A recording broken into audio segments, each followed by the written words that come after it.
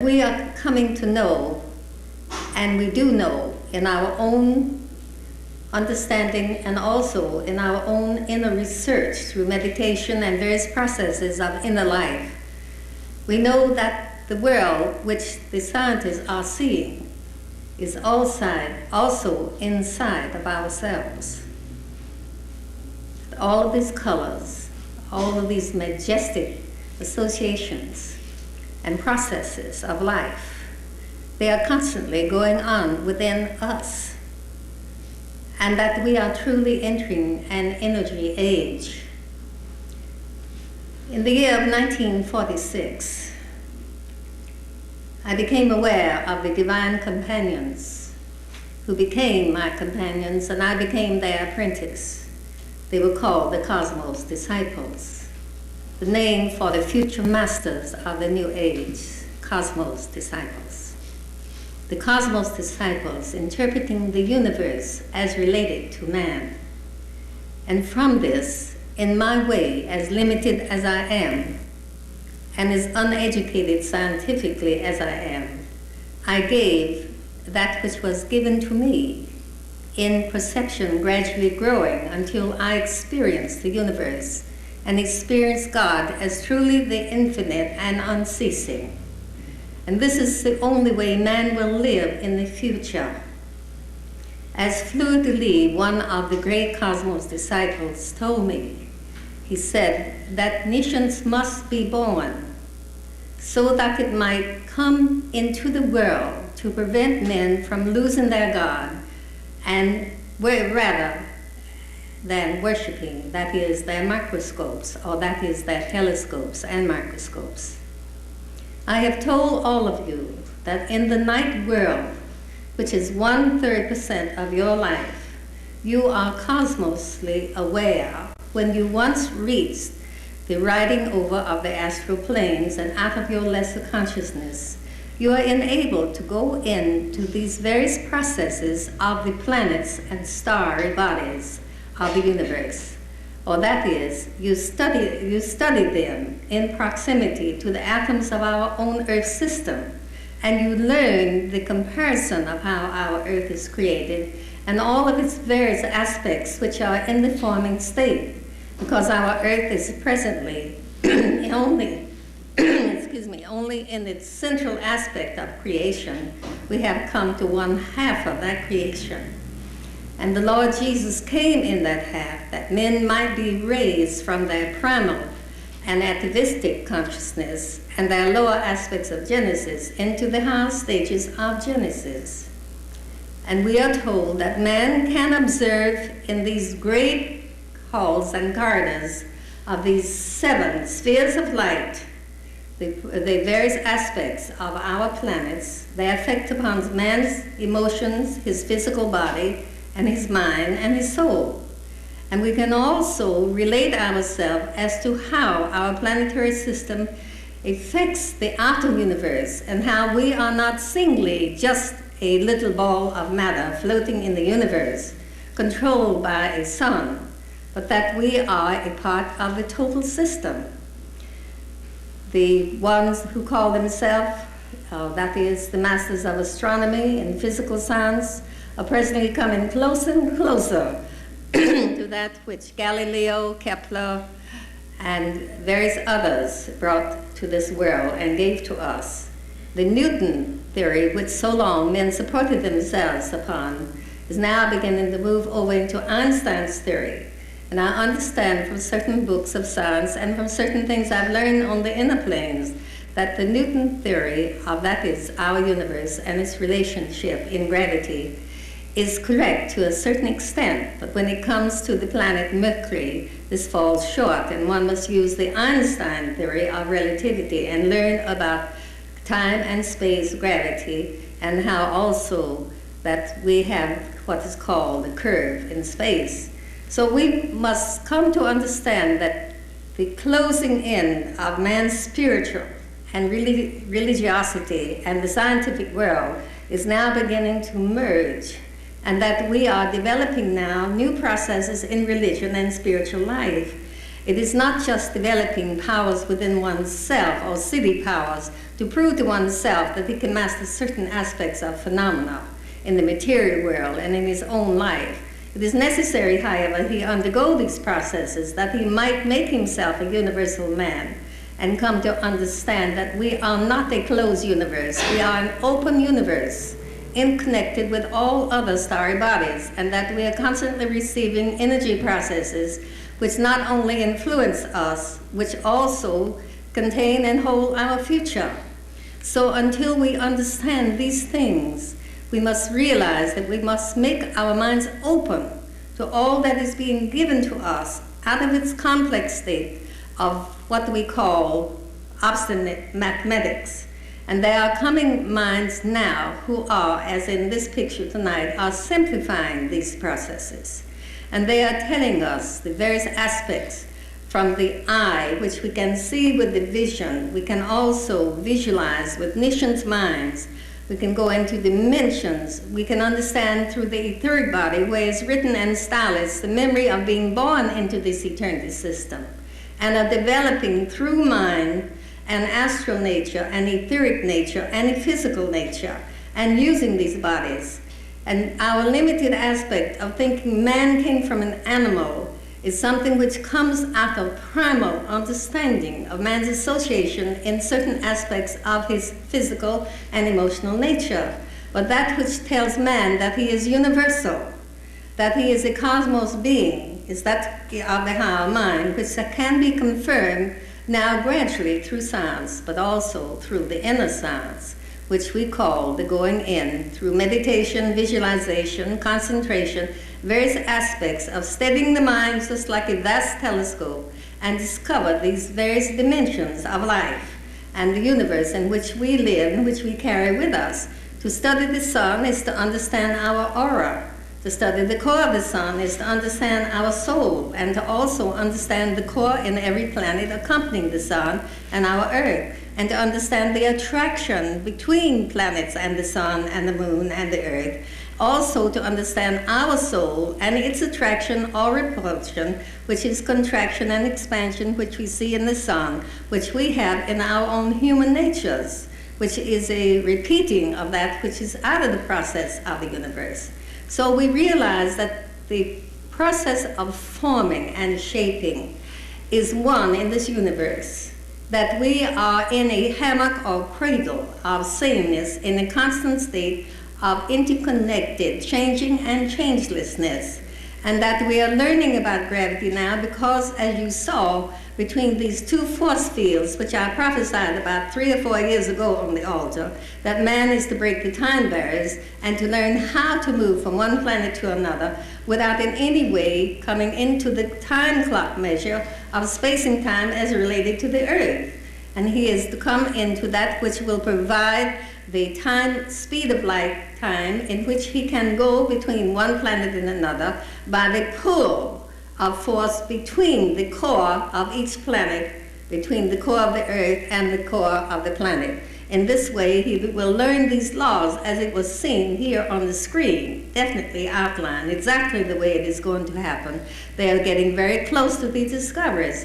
And also, as to the black hole, they omitted saying that in these atoms, which man has in this earth, something of other stars, but they are admitting that man truly came from other stars or starry systems.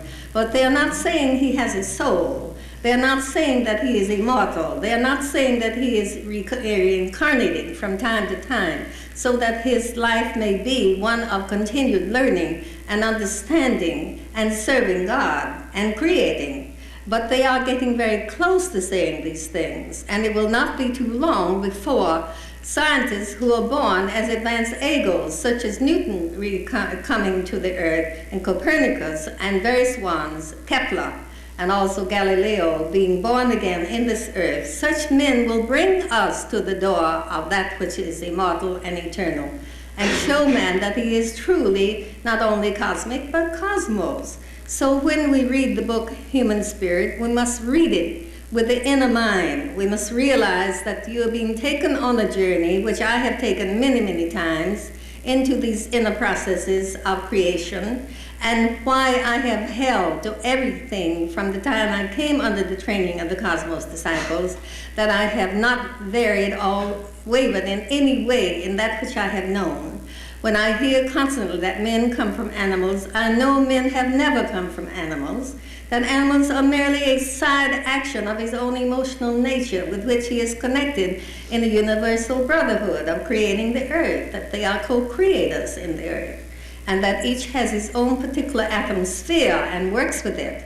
And also you saw tonight how that every sun has an accompanying sun, which I have told you recently about Sirius, in which Sirius comes in a period of 25,000 years to give to man a great uplift in consciousness, and the golden age appears every 25,000 years in our earth, and that is a peak of consciousness for man for that period of time. Then gradually man goes through this period of an interim of 4 years, and then after he has completed this, he begins to fall downward back towards physical consciousness and gravity. But we are constantly, as long as Sirius is accompanying our earth in a certain radiation rate of vibration and holding to that union, it is like two great souls married to each other, Sirius and the earth and the sun. And when this is happening, that which is being created in the mind of man is once more taking him back to the memory and the understanding that he is eternal, that he is in this earth because he chose to be here. He chose to be here.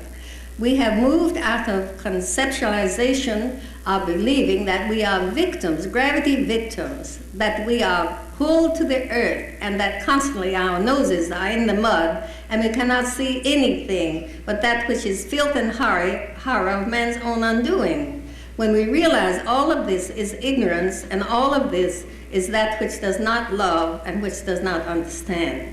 We are presently, many of us, making sideshows and spectacles of our karmic natures, but that is all part of the dregs which have come to the surface, which must be cleaned. But it's being cleaned by cosmos eternal energy radiations upon our earth. And God is that one who supports and who is the power of the total universe. And it is in He that we are in the bosom of the Father. In an earth system, we are in the bosom of the Father. And the bosom of the Father in Niscience is called what is called a world soul atom.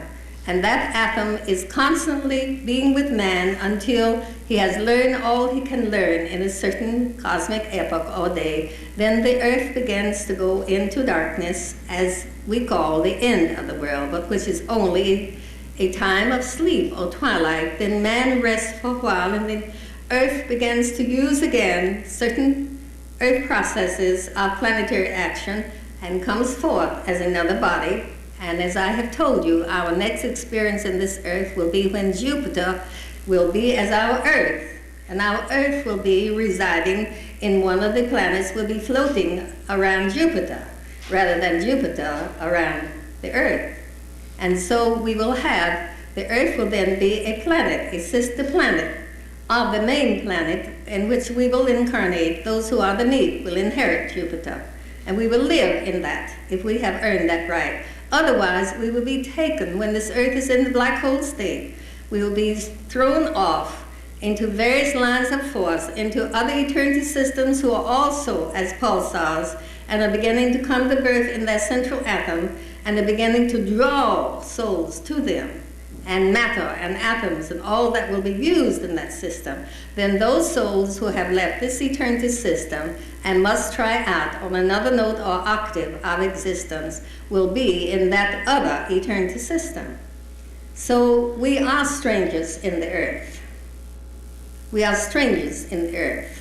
And when we say, "You took me in," we are speaking to our fellows and brothers sisters who are all traveling the same way. But never has man been in such darkness or ignorance as he is in this present time. And never has he been in more need of confirmation through science and through religion, which is presently now being cleansed and challenged to come forth and come equal in its knowledge of the infinite life to what science is beginning to give to us.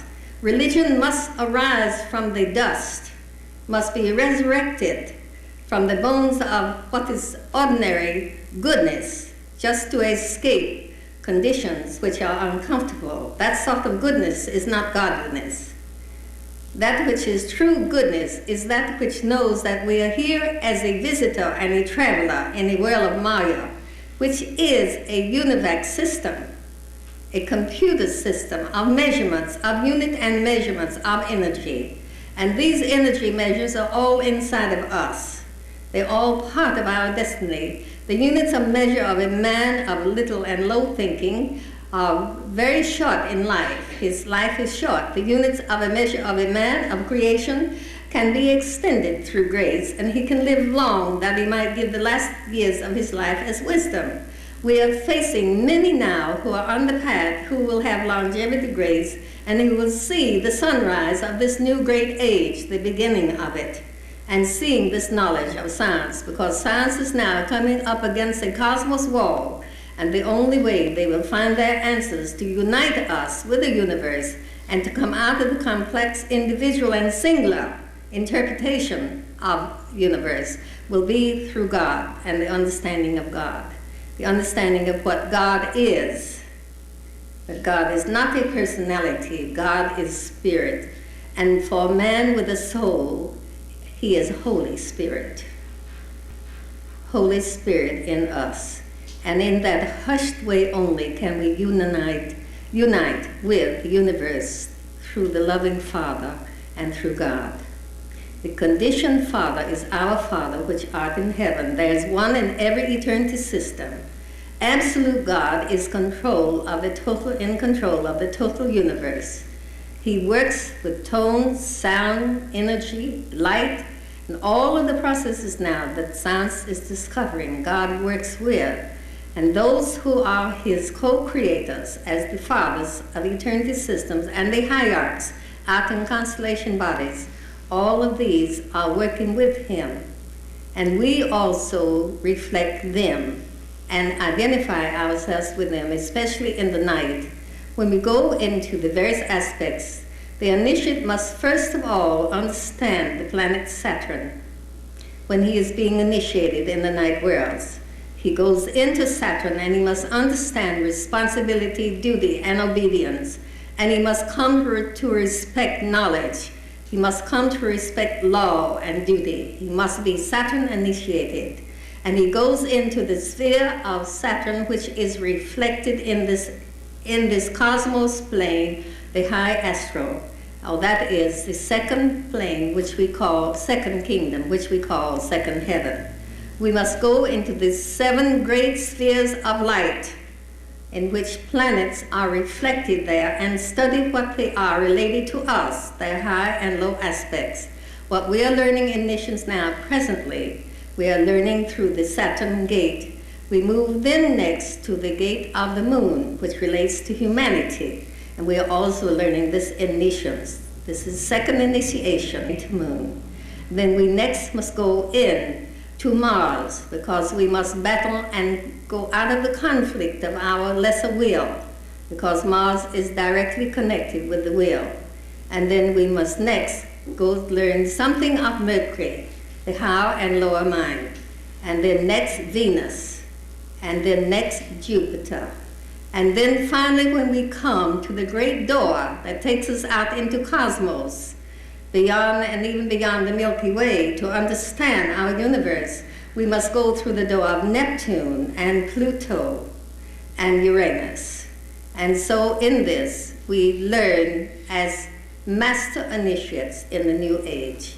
In Niscience, we represent the 7 rays, all of the 7 rays. We go in and out of these great corridors of knowledge. All that you are accepting intuitively now about the universe and about heaven and your inner nature is accepted because you have known these laws. But we are all just as if a man has gone to sleep, first in his feet and his legs, and finally his total body is paralyzed to the head. We're all beginning to come awake from the head downward now into the total body of understanding, so that we can give tone to the language which is in the inner laboratories of discovery of the night. So we bring them back in dreams, and your little chart, which was given to you by Jonathan, is the beginning of this, of your bringing out the knowledge you are receiving in the night, and of these master forces which are ruling your life and which are active in the whole and total universe. Discover one Earth system. Discover its sun and how many planets it has. You'll discover its gravity limit as to knowledge. Discover one planet having more than one sun. You will find their elevated existence of a consciousness in which men are living etherically rather than physically. Discover a planet having many moons, similar to Jupiter, which we will have when we're in the Jupiter's phase of life.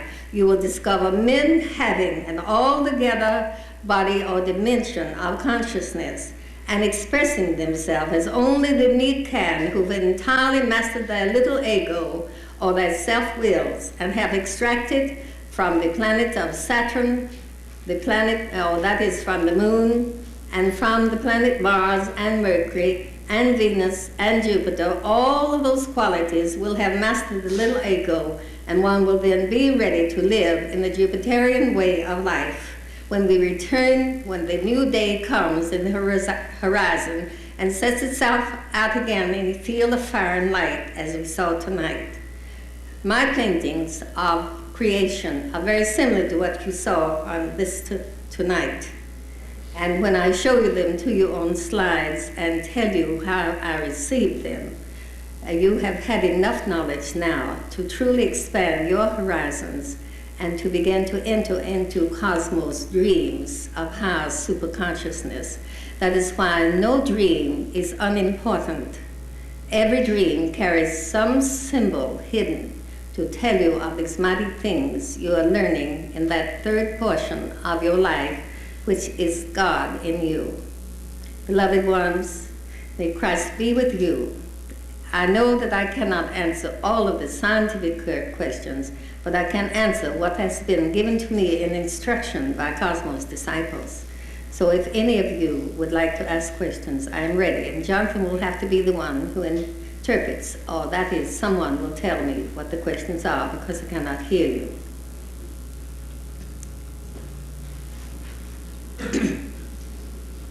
Jonathan. Their version of the creation from a small atom and then its explosion and the return.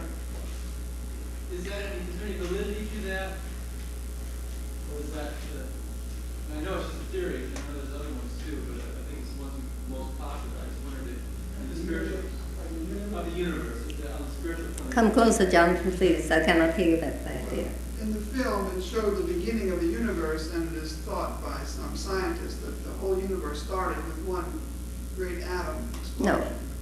The universe, we cannot state, no scientist of our time, unless he is Jesus, can tell us the earth's beginning without man's interpretation. In other words, presently, the only way man can understand the earth system's beginning and the total universe beginning is through the informing principle of Buddhi.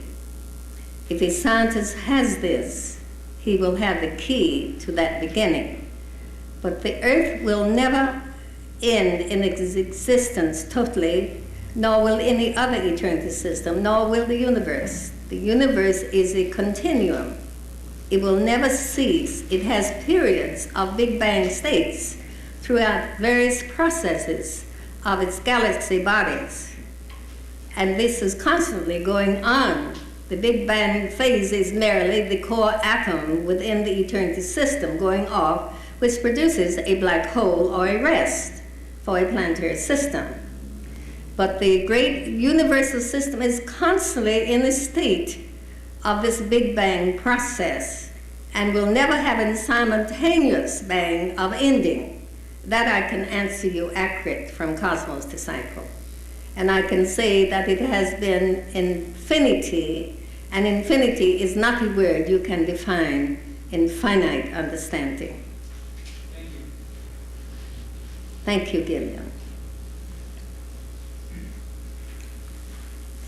Ann Ree, could you explain more about black holes? Would you explain more about the black holes? Yes. Well, I can start at the ending of the eternal system and possibly make you understand it better rather than at the beginning. First, presently, we are exactly, if you are a person and you are going to live to be 70 years old, we are 35 years old. We are half the eternity system. And that in the sun, there is a great atom. It's called the alpha atom. The alpha atom. And it means the first atom, which is used by God to create an eternity system.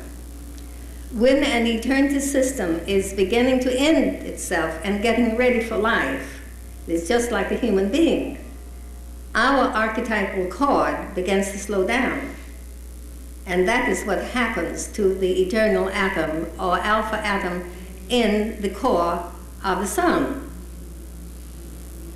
In other words, that atom begins to slow down and is taken over by an omega atom or a destroying atom.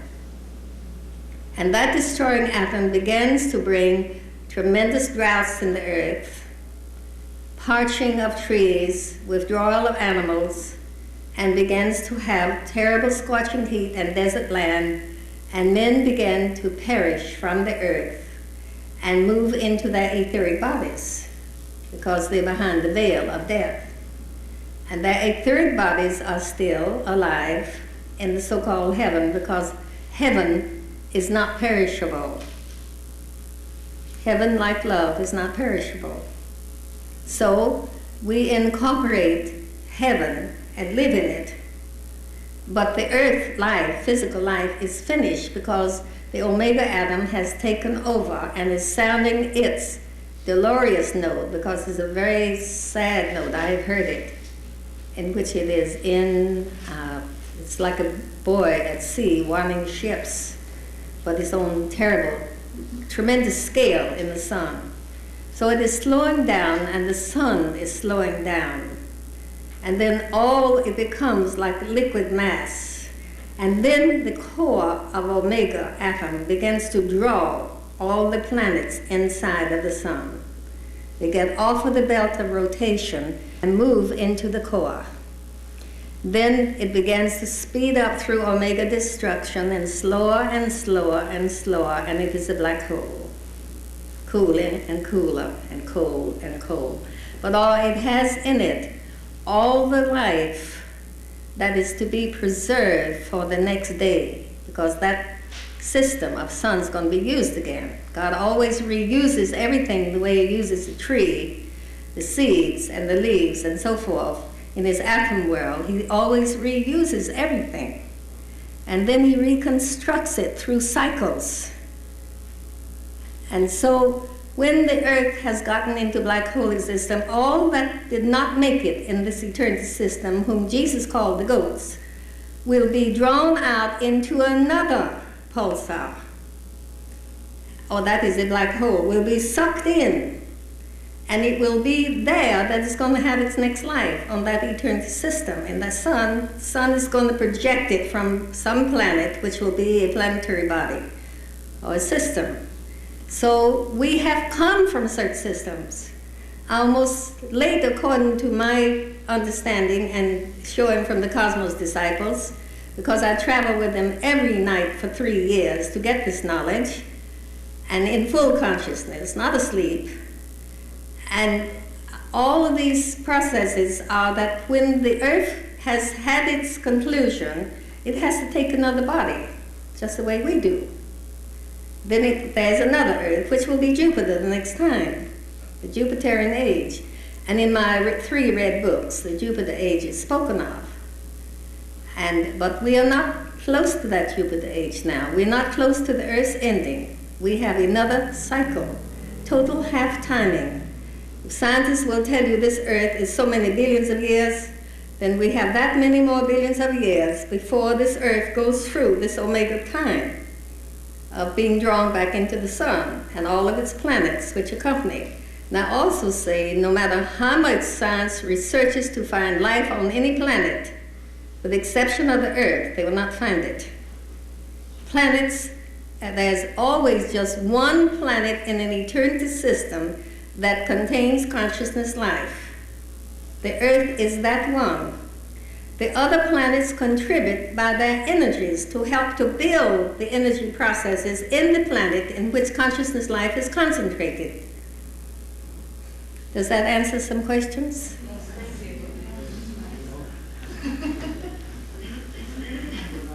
Yes. Jonathan, please. Nico would like to know, how did life start on the earth? How it starts? How did life start on the earth? Well, first, how does a seed start? First, we were all the souls who are presently now having bodies everywhere, and those who are having other kind of bodies in heaven. They were in what is called a vapor-like etheric state, which was called Eden. That is the Eden world of the Bible. So that soul was encased in an atom, which is called an eternal sustaining atom, which we have in every eternity system we go in.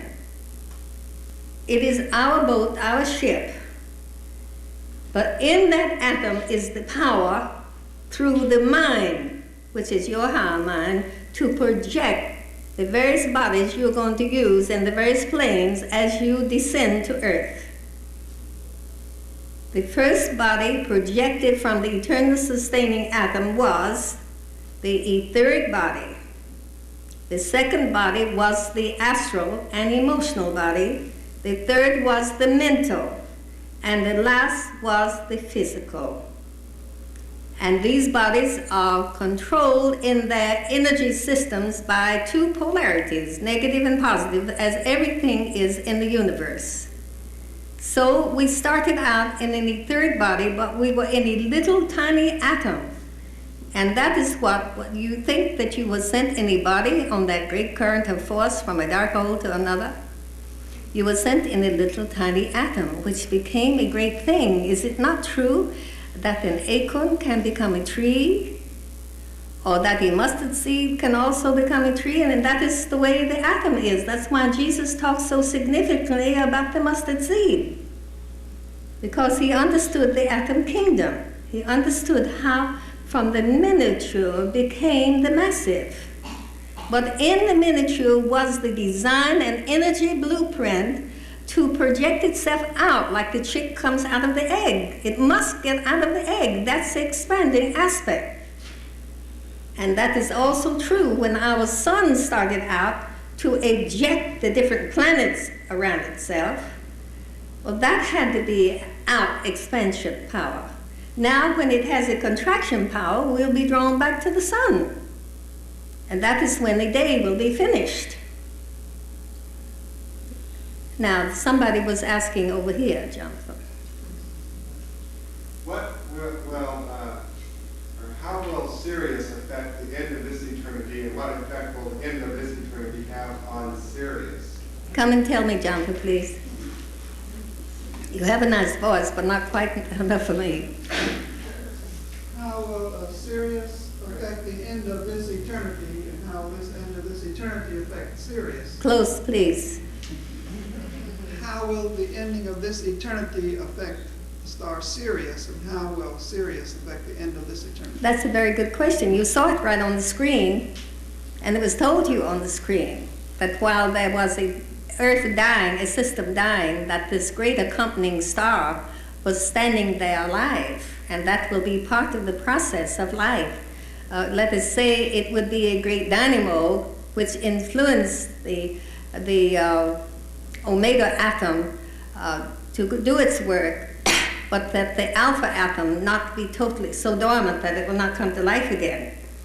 And it would have to remain there as an accompanying sun until the planet had had its total sleep, until Sun, Earth, Mars, Moon, Venus, Jupiter all had their rest, And then suddenly Jupiter would come out of the womb of the sun, eject, and then would formulate the various planets around it and start a system again, and possibly even another moon or so with Jupiter, probably all of the moons. But definitely we will have more moons even before this eternity system is going to be ended as we know it. This Earth system as we know it. Even before it is ended, we're going to have another moon. And it is not too far from now. And that moon is going to begin to change our sex life. It's going to change, for instance, this is the moon. And here's a line of force. And it is being pulled by another line of force. And that is going to pull our moon out of its orbit of directing, affecting our sex life. And we are going to have different sex relations, a different way of bearing children. And we are not going to be sex mad the way we are now. You see, the animals have respect for each other in sex, but man has lost all knowledge of what sex is. And everything is presently in our age a hideosity of interpretation of sex. And it began many years ago when we had certain planetary influences which were pressing upon our glandular system to develop certain things in our emotional bodies. But we are beginning to move out of that now. We're going to move out of that in the future. And by the time we reach the year 2055, man will have greatly mitigated his obsession with sex. And we will have a more reverent aspect regarding sex. But we are having many, many different sciences coming together. We must keep open minds. We must know what is going on. We must not become bigots. We must always be willing to weigh and measure and not to be impulsive or jump into situations that will involve us in heavy karma, but to always ask for guidance within because it is there. Your guidance is right inside of you. And all you have to do is go through certain formulas to get it, because you are united with the great Purusha, or the great intelligible soul, God. And you are part of Him. He is yourself. Except you have a fantasy that you are that whole self. You have a fantasy because that's part of the earth. It's part of sense, part of your senses. Your five senses hypnotize you into thinking that you are everything, and the thinking that death is going to be the end. And then also even hypnotize you to think that you won't die, but everybody else will. Same thing about our sins. In other words, everybody else must pay for their sins, but not ourselves. So these are things we are learning now. We are having to go back to the primal laws without getting into taboos. Remember, the primal laws were reinforced by taboos about cruelty. But in this present time, the primal laws are coming to the surface in man's conscience, and they're going to be mastered through reason and conscience. This is what this period is, that we must master them through reason and consciousness. Now, what is it there? If we will be on Jupiter, and that will be our new eternity system in time to come. Yes. And the goats of the world. And what, love? The goats of the world. Yes. Will cease to exist in our new home, so to Yes. speak. Yes. And they will be someplace else. Is this going to be a state of dormancy? No, very active. It's going to be an What we refuse to learn in this eternity system, if we cannot make it in this eternity system, and what is going to be asked of us in the Jupiter day, if we're not suitable for the Jupiter day, we'll simply be carried to where it is suitable, and we will never be dormant. Nothing, there's a tamas state, but it's not total dormancy. Even when we go back into the chaos state of the last darkness, we are not dormant, we are absorbing.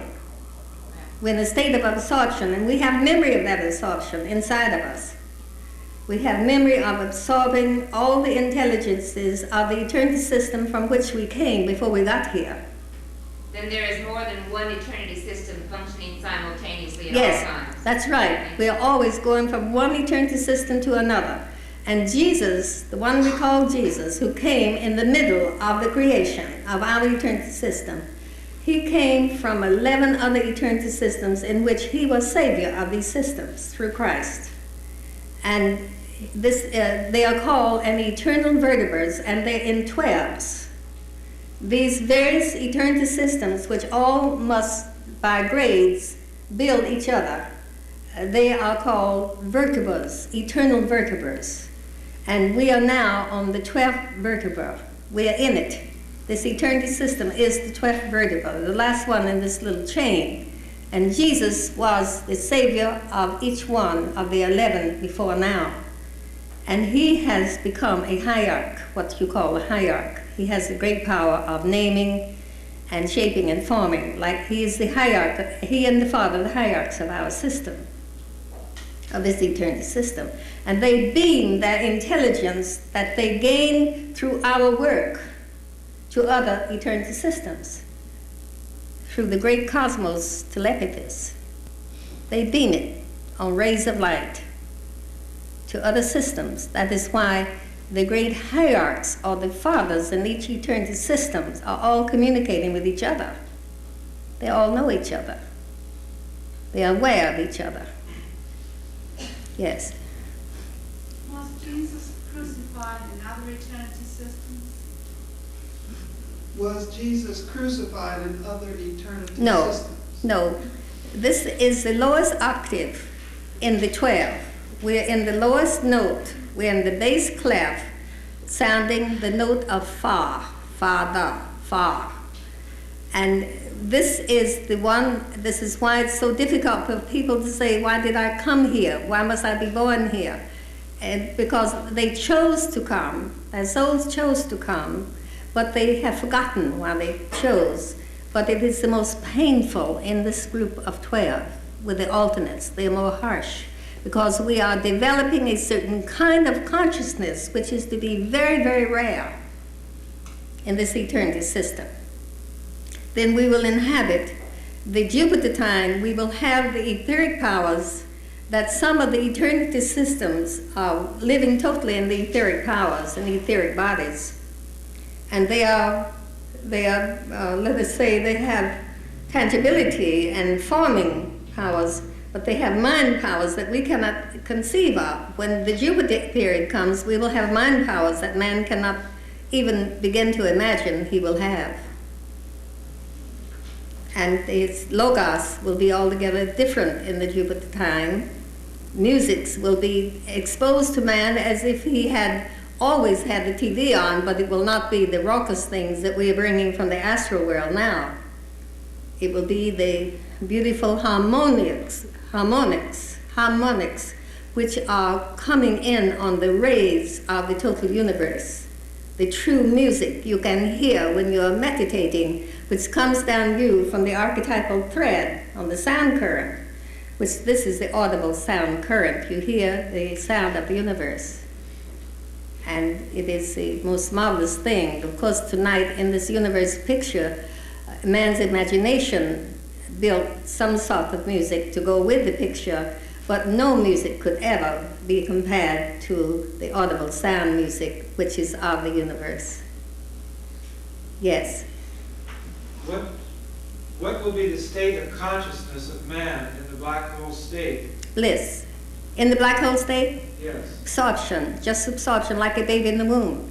What differentiation between the eternal sustaining atom and the soul?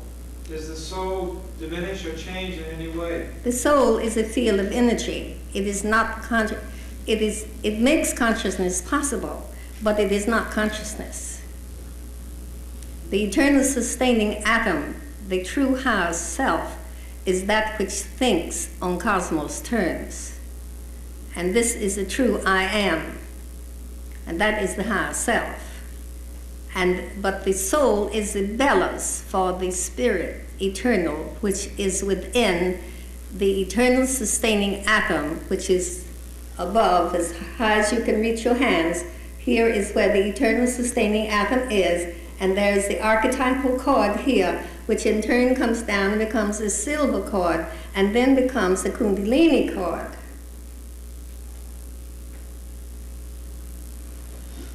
Yes. And if we are the 12th and the last in this vertebrate, in this Earth system, and we're going into a Jupiterian system, Yes. what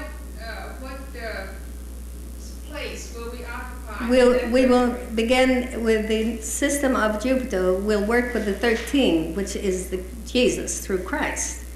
And we will build a new, altogether new atmosphere. We will be lifted in a vertical chain. In other words, we will go into a greater spiral. Will we still be in this vertebrae, or will we be in a completely different one? No, we will just, a spiral never breaks its links. It continues to just make a spiral. The vertebral chains at this present time is just like your vertebra, it's vertical. Yes. But it will begin a spiraling to work with the galaxy rhythms on a higher order of the 13th, which we can only do through the Christ. Yes. Thank you. And they are eternity systems, remember, that have not received the Christ. They are eternity systems which have received the Christ, and those of the high orders of advanced eternal sustaining atom life. And remember that religion is going to come up against a solid wall, because when they learn about that they are truly other eternity systems and they are inhabited, and they'll go back to saying that the Father of this earth, our Father, is the only Father in any eternity system. They're going to come up against questions they cannot answer until they understand it cosmically and cosmosly. Because a father is assigned by his own grace to be a father in an eternity system. And he is conditioned God. We see him through phenomena, through relativity. Unconditioned God, we see him as the whole, the spirit, absolute God, eternal spirit. He is that which keeps everything in the continuum. He is that which holds everything together, and we cannot call him he as a male. In other words, it is the spirit, the eternal spirit. Yes. Ann Ree, will all of the stuff that makes up this eternity system, including man, it'll become another stuff in another eternity system? I mean, all the planets and the earth and everything? No, some of our planets will go out. The magnetic belt right now of the earth is slowing down. And we are going to have a mutation, scourge, which is going to withdraw many of the plants which will never return to this eternity system, and animals. Many animals will be withdrawn. And we are now in a 500-year cycle. It's not very long of the slowing down of the magnetic belt. And according to science, they have discovered in the depths of the ocean, and I discovered these things before scientists discovered that thing. Every 10,000 years, the magnetic belt of the earth starts slowing down. And then there's a lasting period of that readjustment for 500 years. And during that period of time, there's a great mutation of different life forms. This could even affect our cells of genes, could affect us. Where right now we're exploiting this glamour aspect of exploring the genes. But God is always ahead of man. No matter how man thinks he's caught up with God, he'll never catch up with him. Because God always brings his great manifestations in timing, and man is just beginning to get a drift of it psychically and begin to want to explore it before it happens. This is what happened to the Atlanteans. They were out of timing in their exploring, and they mentally caused a chaos in this earth. And right now, our droughts and everything is man-caused. All of it. It's man-caused. And if we have to go through some disciplines because of it, it will be something we are trying to set right in ourselves. Because the great angel devas, who are in control of water in this system and the rhythm of waters, they have been offended by our evils and greed, especially greed. We have been set on greed ever since we stepped our foot on this continent of America. We have been destroyers, and we have not been preservers. And we have left to our children that destruction. So we're going to have to rectify that. And we must get hold of nutrition laws again, because the earth is going to refuse to grow things for us. Because we have desecrated the earth with wrong planting and with greed and with all sorts of wrong chemicals. And the earth is simply going to rebel, and it will be the great devas are doing it. This place you call Finhorn, where they are growing under the devas, it is caused by that great meeting there of a polarity point of the Arctic and also the terrestrial atmospheres, and also because it's seated on a crystal core bed like a mine. And crystal grows plants. It captures the sun and brings the ray of growing. That's why Finhorn is so successful. It's because it gives off these crystal rays of life. And this is why I use crystal with my plants, because they retain something of the sun that the plant cannot get directly, and which is passed on to the sun. And this is why Finhorn is so successful. When man understands this, he may get on better terms with the devas. But presently, he's not on good terms with them at all. And we're going to have massive fires, we're going to have massive droughts, we're going to have diseases we never know existed, because certain bacteria are forming in the astral planes which are going to hit man. And we're going to return to different sorts of famines and different sorts of plagues that we have never had because of our desecration and greed. Nothing but greed. And I warn you in all of my lessons to beware of craving for things that are really not essentially yours at all, that you have not earned. And this craving can be a wonderful thing if it can be used in the sense of giving and sharing and always helping your fellow men and loving them. That is when this craving power in you becomes something that furnishes the earth and blesses it and prospers it. Cain, who worked with Abel, was a craving soul, craving mind, craving ambition. All of our skyscrapers, every one of them should have letters on the top, craving, craving, craving, craving. Because that is what they are. The man's ego, or ego, rising up in the clouds, because he hasn't got enough ground now. He's pushing his fellow over and he's running up and challenging the heavens. So this is all part, beloved ones, of our stinkingness, plain stinkingness. It's stinking, it's getting corrupt. If we won't have water to sprinkle over, who is going to be baptized?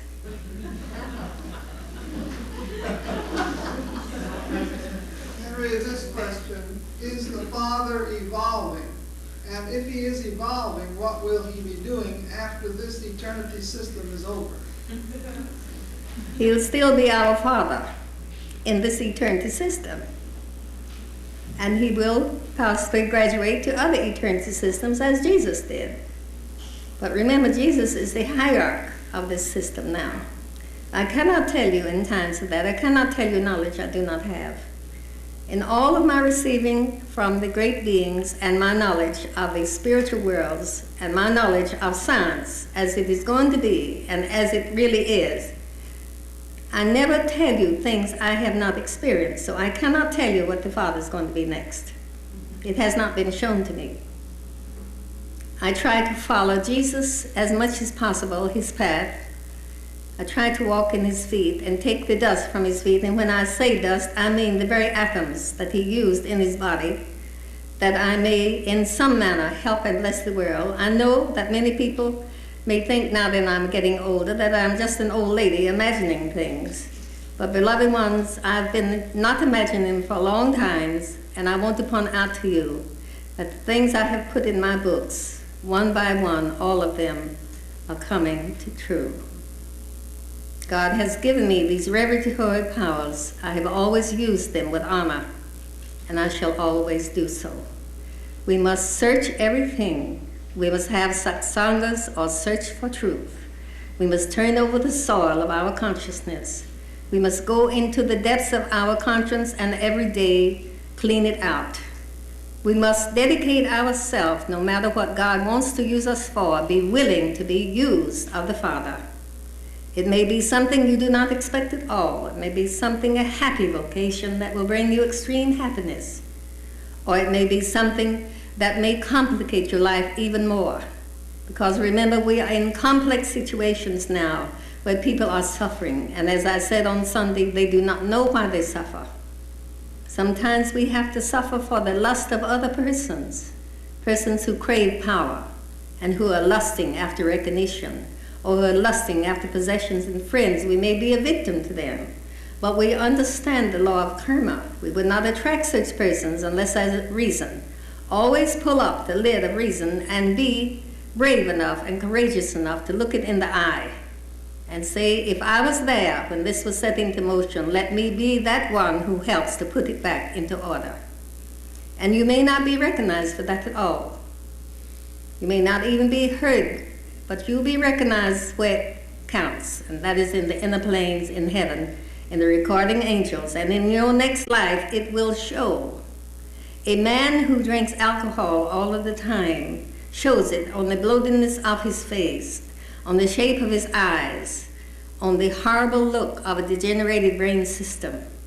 That is the same thing with a woman filled with lust and greed and slander and gossip. She shows it in her mouth. And the spiritual significance of what we are, it shows as a radiant soul which blooms out of our face and our countenance, which is a beautiful rainbow. It's always, you cannot hide your light under a bushel. Your light is consciousness, and it is registering a picture all of the time. As Yogananda said, this is a constant motion picture. We're all playing, and we are putting things on the screen all of the time. And that is the system of Maya. I had a student in Florida. She was in a situation of karma, and she said, I feel just like I'm looking at a tennis match, and things are going so fast. I'm doing like this. And she says, I can't register things, they're so fast. And that's the way it gets sometimes when you're caught into these situations of other people's lust. But remember, if you are devoid of lust, it takes 2 sticks to rub to make a fire. That's the way it is. 2 lusts makes evil. So we must also realize that it is a wonderful universe we're in. This picture tonight shows how we're coming very close now to lifting the veils of the mystery. Think what it would have been just 50 years ago to have seen a picture like this. People would have been totally astounded. Or 100 years ago, they would not have believed it. They would have thought it was some sort of chimera thing put on the screen.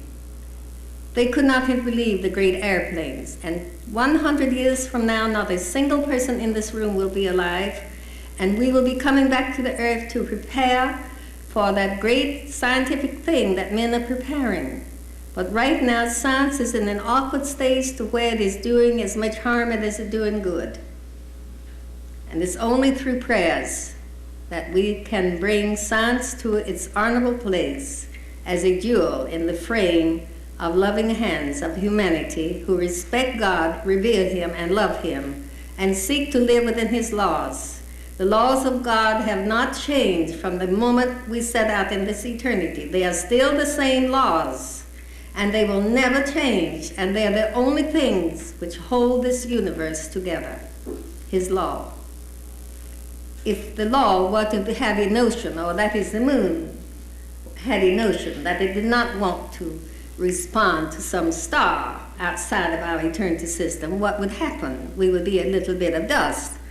Now, there's a certain thing that we know who have any interest at all in astronomy, and you saw on the picture tonight how these meteorites flow around Mars, between Mars and it was Jupiter, wasn't it? Yes. And it is said that in the 6 months of pregnancy, that when a woman is carrying a child, that these meteorites especially affect her, and she must be very careful of that child in her womb. Because these meteorites bring a certain energy from Mars by a conflict between Mars and the Earth and the Moon and the Sun. And that this affects the cradle of the uterus. And that women who miscarry in this time are subjected to this asteroid condition. Beloved ones, that is all I have to say, and I thank you for your questions. I'm proud of them because they show you're in the work. And remember now, at night, you are initiated not in just 7 doors always, but 9. There are 9 apertures in your body. They are the openings in your body. In every one of these apertures is a great atom. And in the lower atoms of the body, the openings, they are great atoms. Now, when you go in the inner planes at night, you must learn about another aperture, which is called the 10th door. And that aperture is the crown of your head. That is called the 1,000-petal lotus. And it means that you have to pass out of 10 100 initiations to go through the door beyond the astral, where everything is mirrored according to relativity. The astral world is not evil, it's a mirror. And it reflects as chimera, and it's made of magnetic dust, which is around the earth, from the earth's belt of magnetic belt. The astral world, therefore, does not reproduce the true spiritual story. We have to fight energy-wise when we get out of the body at night to go through this sea of magnetism, which is astral, because it is always moving in every direction and we can be diverted